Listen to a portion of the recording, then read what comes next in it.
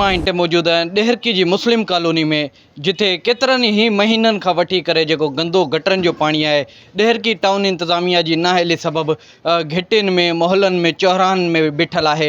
हितूं जा जेके रिवायसी आहिनि उहे बि शदीद मुश्किलातनि खे मुंहुं ॾेई रहिया आहिनि। अचो त वधीक हुननि सां ॻाल्हि ॿोल कयूं, हुननि जा कहिड़ा वीचार आहिनि। अदा ही जेको घटियुनि में पाणी रोज़ जे बुनियाद ते घटनि जो गंदो पाणी मामूल बणिजी वियो आहे। हे काफ़ी अरसे खां वठी हे घटियूं तव्हांखे ईअं ई नज़र ईंदियूं। हालांकि पूरे ॾेरकी सां इहो ई हशर लॻो पियो, हाल लॻो पियो। ख़बर न आहे टाउन खे वॾो जेको आहे त करोड़ रुपयनि जो जेको आहे बजट मिलण जे बावजूद बि उहे नज़रअंदाज़ करनि था पिया ॾेरकी जे शहरनि खे। ऐं ॾेरकी जा शहर जेका वासी आहिनि शुदा इंतिहाई वॾा यकीन कयो परेशान आहिनि।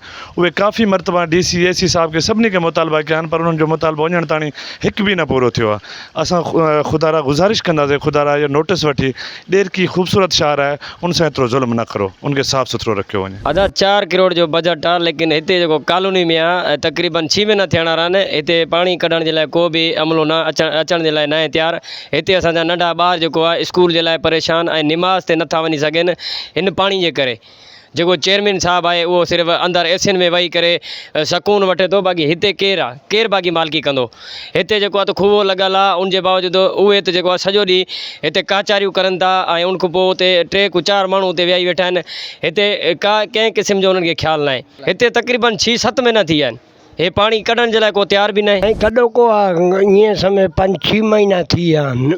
तव्हां कंहिंखे शिकायत कई आहे इन पाणी? साईं असां घणा दफ़ा चयो आहे, इहो किन रोज़ जेको आहे रेड़ी टपायूं था, अचे थी वञे थी, इहो पाणी मूं टपाए थो। जी जी इंतिज़ामिया वटि करोड़े रुपए जो बजट अचे थो हर महीने, उनजे हवाले असांखे कुझु बि कोन था ॾियनि सर। असां ग़रीब पाण हाणे सॼो ॾींहुं रेड़ी हलाए आया आहियूं, हिकिड़ो 100 रुपयो कमाए आया।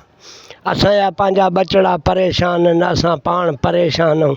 ऐं हिन फुरड़ियूं थियूं थी वञनि, फट था थी वञनि, किने पाणी में रोज़ लायूं था रेड़ियूं। तकलीफ़ थी वई असांखे, पाड़े में एॾी ज़लीलत आहे, एॾी मसइलो थी वियो आहे, पाणी एॾी ज़लीलत 6 महीना थी विया आहिनि। पैसा वठनि था, बजट खाइनि था, असां ग़रीबनि खे ॾियनि नथा।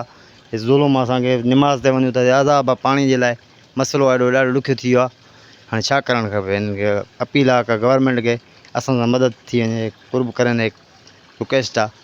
ऐं जेको आहे पाणी निकाल थी वञनि, रस्ता क्लियर थी वञनि, इहा महिरबानी थी वेंदी। तव्हां इलाइक़े वासियुनि जी ॻाल्हि ॿोल ॿुधी, हुननि जो इहो चवणु आहे हर महीने जेको आहे ॾेहरकी टाउन इंतिज़ामिया खे 4 करोड़ खां बि मथे जेको आहे बजट मिले पियो थो पियो, पर ख़बर न आहे त बजट किथे ख़र्चु थिए थो पियो। ॾेहरकी शहर जे मुख़्तलिफ़ इलाइक़े कॉलोनियुनि में गंदगी जा ढेर ऐं गंदो गटरनि जो पाणी आहे बीठल आहे, जंहिंजी वजह खां केतिरियूं ई बीमारियूं जनम वठनि थी पियूं ऐं इलाइक़े वासी मुश्किलातनि खे मुंहुं ॾेई रहिया आहिनि। इलाइक़े वासियुनि DC घोटकी खां मुतालबो कयो आहे त TMO ऐं चेयरमैन टाउन कमेटी ख़िलाफ़ु नोटिस वठी ॾेहरकी खे साफ़ु सुथिरो माहौल ॾिनो वञे।